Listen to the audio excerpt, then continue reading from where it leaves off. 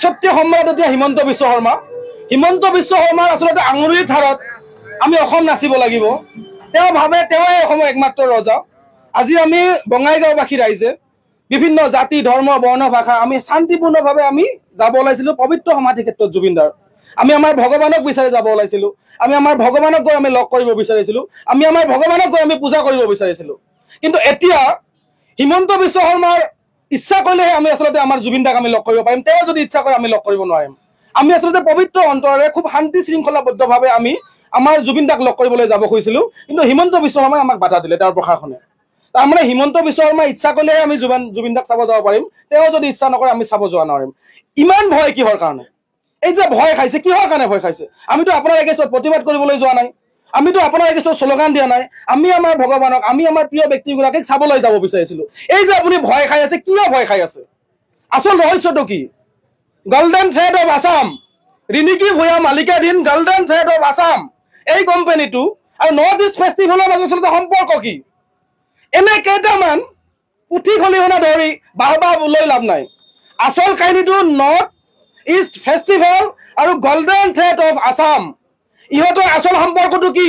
পইচা পাতি লেনদেন এওঁলোকে কেনেকে হয় অকল চাম কানুৱে বুজি নাপায়। ইয়াত কোনোবা এগৰাকী আছে আৰু সেইগৰাকীক লুকাবলৈ বিচৰা হৈছে, যাৰ কাৰণে অসমত তেওঁ এনেকুৱা এটা শাসন আৰম্ভ কৰিছে। আমি আজি জুবিনদাক চাবলৈ যাব নোৱাৰা হৈছো।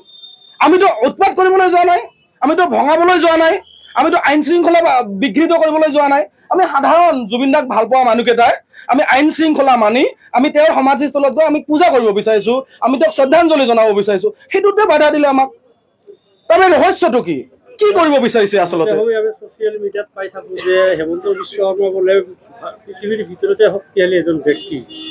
পৃথিৱীৰ ভিতৰত শক্তিশালী কোন? জুবিনদাই প্ৰমাণ কৰি গ'ল। জুবিনদাই কৈছিলে আমি জাতি নাই, আমাৰ কোনো ধৰ্ম নাই, আমাৰ কোনো ভগৱান নাই, আমাৰ কোনো আল্লাহ নাই, আমি সকলো এক। এই যিটো লাইন আৰু হিমন্ত বিশ্ব শৰ্মাৰ যিটো লাইন, তেওঁৰ লাইনটো হৈছে তুমি হিন্দু তুমি মুছলমান, তুমি হিন্দু তুমি মুছলমান, তুমি ৰাজবংশী তুমি শিখ তুমি বেংগলী। এই যে ভাগ ভাগ কৰা আৰু ৰাজনীতি কৰা এই দুটা মানুহ সম্পূৰ্ণ পৃথক। হিমন্ত বিশ্ব শৰ্মাৰ লাইনটো হৈছে তুমি মুছলমান মই হিন্দু তই মুছলমান। আৰু জুবিনদাৰ লাইনটো হৈছে জুবিনদাৰ যিটো মহান বাণী যে আমাৰ কোনো জাতি নাই, আমাৰ কোনো ধৰ্ম নাই, আমাৰ কোনো ভগৱান নাই, আমাৰ কোনো আল্লাহ নাই, আমি সকলোৱে এক। এইটোতে আচলতে ভয় খাইছে।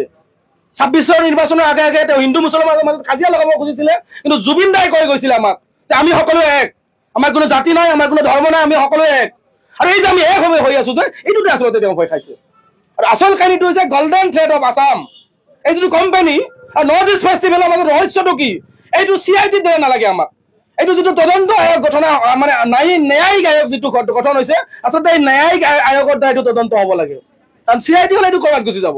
ন্যায়িক আয়োগে প্ৰথম তদন্ত কৰক golden thread of Assam Riniki ভূঞাৰ আৰু নৰ্থ ইষ্ট ফেষ্টিভেলৰ মাজত সম্পৰ্কটো কি এইটো আমাক লাগে।